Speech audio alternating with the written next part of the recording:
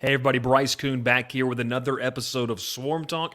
It's been a while. We're actually talking football as we lead up into the game tomorrow against the Duke Blue Devils, talking all things Georgia Tech. Make sure to subscribe to the channel as we get ready to talk Duke, Georgia Tech, all that and more on today's episode of The Crowded Booth.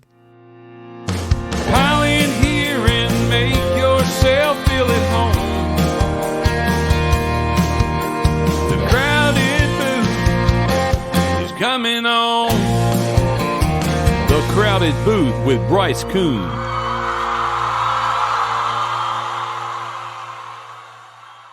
Hey, thanks so much for tuning in today. We're so excited to bring you a great episode. And listen, if you're a Georgia Tech fan, make sure to subscribe, hit the notifications bell, like, and comment. If you're not a Georgia Tech fan, or if you're a Tech fan that wants to look at other aspects of college football, make sure to explore the channel. We got up over 1,000 subscribers about 2 weeks ago, and we are pumped to continue to move on. Let's talk about this game, as it's a big game. And before we get started, I want to go ahead and give a shout out to my friends over at Section 103. The best Georgia Tech gear, the only place you're going to find that ATL logo. You need to use code The Crowded Booth for a discount code for, I think it's 10% on your first purchase. They've got some great gear.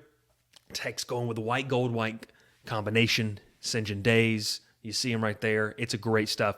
You need to make sure you make that a part of your gear. Listen, let's go ahead and get to today's show. It's going to be a fun game tomorrow afternoon, 4 o'clock kickoff against the Duke Blue Devils. And I think that we want to I want to talk Duke, and I want to talk about what this team is. We didn't do a show recapping the Pitt game, but I think it's been well stated throughout the week. This is a different team. Georgia Tech needs to be judged on what they did from last week to Pitt to now, because this Brent Key-led team is a noticeable difference. I won't say, maybe statistics-wise, but just effort-based. There's been a lot of stuff, and I triggered a lot of fans there with that word right there, but how they've been able to go about their business, winning on the road in Pitt in not a great atmosphere, not a welcoming atmosphere, not a great environment for football, rainy, cold weather. It just spoke volumes to how these kids responded. So you take it, now you get back home against a Duke team that, look, out of the college basketball blue bloods, obviously Kansas has received a lot of notoriety. But Duke in this situation, I think that you have to be able to understand that they're having a great year, maybe a Renaissance-type year. Their fan base did not see them being 4-1. They didn't think they'd have a chance at a bowl game. And this is a team that has a legitimate shot of going to a bowl game under first-year head coach Mike Elko. You say, Bryce, what do they do well? Well, they just play solid fundamental football. Threw a stat over on Twitter earlier this week saying that Duke and Georgia Tech are the top two teams in turnover margin in the conference. It speaks to volumes about what Duke can do, what they do well. Georgia Tech also does very well. They've got a strength on defense we're going to talk about a little bit later on. But Mike Elko has instantly helped boost up an offense that now, to me, is balanced. They had a kid named, I think it was Mateo Durant last year, fantastic runner that gave Georgia Tech fits. But now they are just a little more balanced, and it's really due to play. And if you go over and read some of the stuff that Duke says, it's really due to solid but unexpected play by their offensive front. They get the ball out of the quarterback man's hands very fast. They use different players in space that they've utilized very well.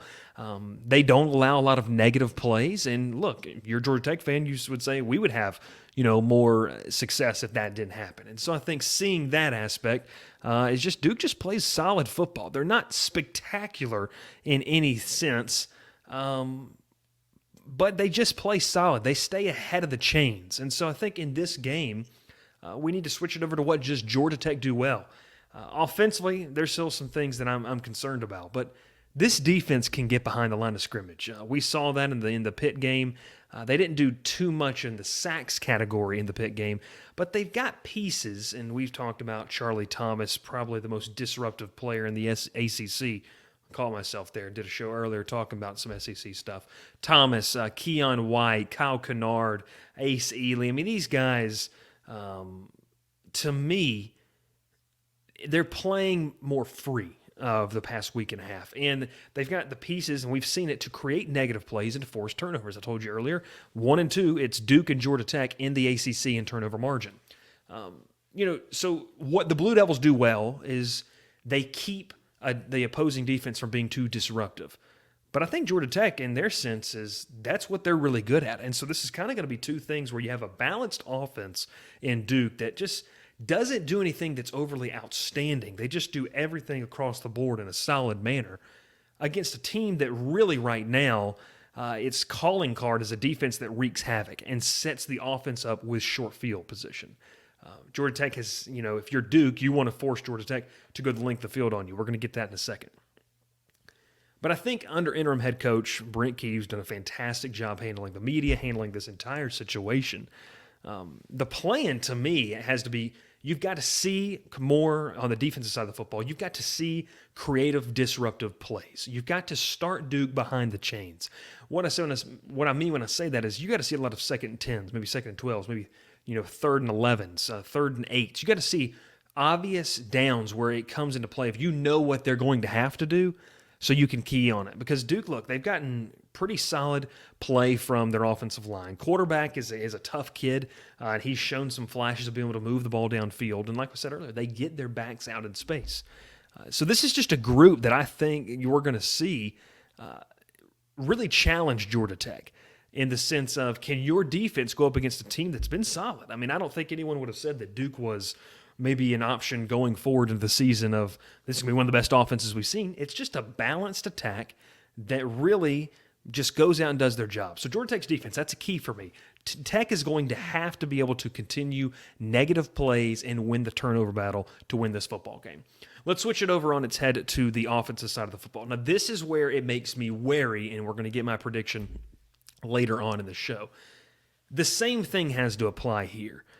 To me, if you go back, and I went back and watched the Duke-Kansas game, Kansas got the ball on the ground, and they got it going right away. Their ground game started in the very beginning of the game. They did well with it, and they carried it throughout. Look, Hassan Hall is going to have to be a big piece. They're going to have to lean on him. Do we see more of Dante Smith? Do we see Dylan McDuffie maybe finally have a game that kind of people expected out of a guy who ran for 1,000 yards last year? You've got to get the run game involved. Maybe it's Nate McCollum on a jet sweep. If you can get the ball rolling and find some positive plays on 1st and 2nd down, that is going to ease the tension off of Jeff Sims on the 3rd down. I think that this is, coming off a performance where you had 232 yards rushing against Pitt in not great weather, and really and truly against a defensive line that is still, in my opinion, one of the tops in the conference. Even if Jeff Sims struggles in the passing game, getting him utilized on some zone read plays and even some read options, some RPO type of plays as well, it's going to help. And we know what the kid can do with his legs. Now, at some point in this season, we're going to have to see him take that step, whether it's the offensive line playing better in pass pro or him just making better decisions and being able to, make a decision to throw a football in a good spot. He got away with a couple picks at Pitt that really could have changed the complexion of that football game. So I think that in this game we're going to have to see Georgia Tech's going to say, we coming off a performance. The offensive line right now, to me, and your position coach is now the head coach. Your confidence is an all-time high. You just went on the road against a team that is, it has the blue-collar mentality in Pitt and said, we just went down there and we ran for over 230 yards on you. You got to take that home in your own environment. Homecoming game, hopefully fans will be there.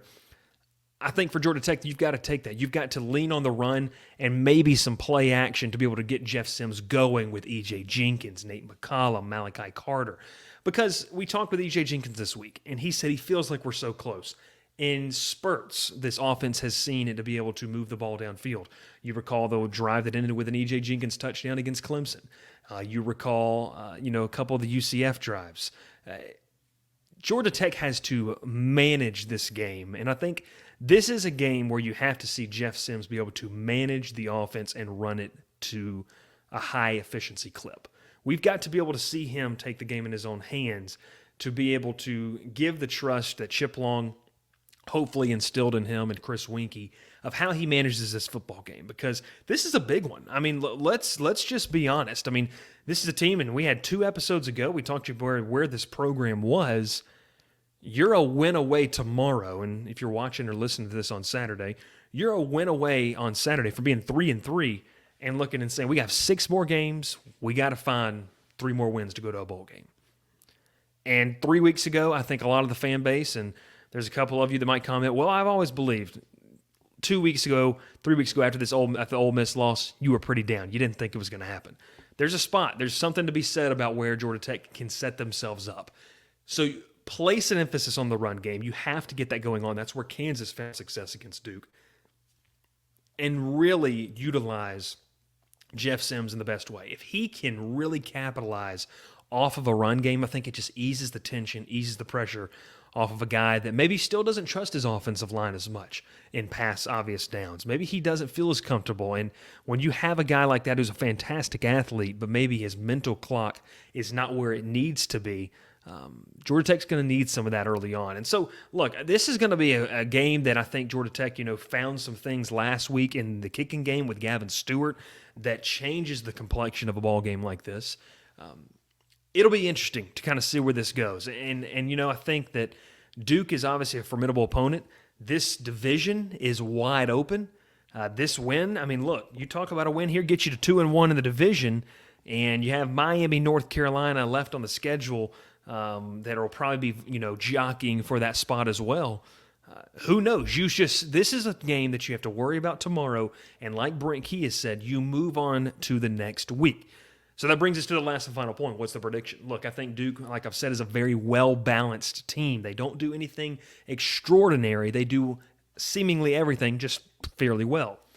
Georgia Tech's defense, I think, is riding high right now. I think it is there's something about playing defense that emotionally, when you have a great game, you can carry that into the next week. Now, emotions only carry you so far during a game, but when you had success like you did last week, and you're playing an opponent that I don't feel like Duke is explosive enough to really let this game get out of hand. The only way this game would get out of hand in Duke's favor is if the offense trips over its own feet. And look, that's just been the story of what Georgia Tech is. When they lose, it's the defense puts up a valiant effort for a quarter, maybe a half, maybe 3 quarters. But because of the lack of consistency on offense, it just doesn't pan out. I see this game being a close one. I think this is going to be a physical football game. And look, I think that these kids have responded well. I'll be honest with you. I want to rest back on what happened against Clemson, what happened against UCF, because that's where everyone nationally is going to tell you. And I know it's the same football team as in roster construction, but there just seemingly is a little bit different vibe with this team. And so that's why I got Georgia Tech winning this game. I got the Jackets winning this one 26-21 over Duke. I think Georgia Tech can win this football game. It sets them up to be 3-3. With 6 games left to play, all you're asking for is a chance. That's all you're asking for. So I think it's going to be an interesting football game. Let us know if you're going to be there. Let us know your predictions down in the comments. Make sure to subscribe to the channel. My name is Bryce Koon. So long, everybody. Look, we're having a lot of fun. College football season is here, and we can't wait to see you on the channel. Thanks so much, everyone. Pile in here and make yourself feel at home. The crowded booth is coming on. The Crowded Booth with Bryce Koon.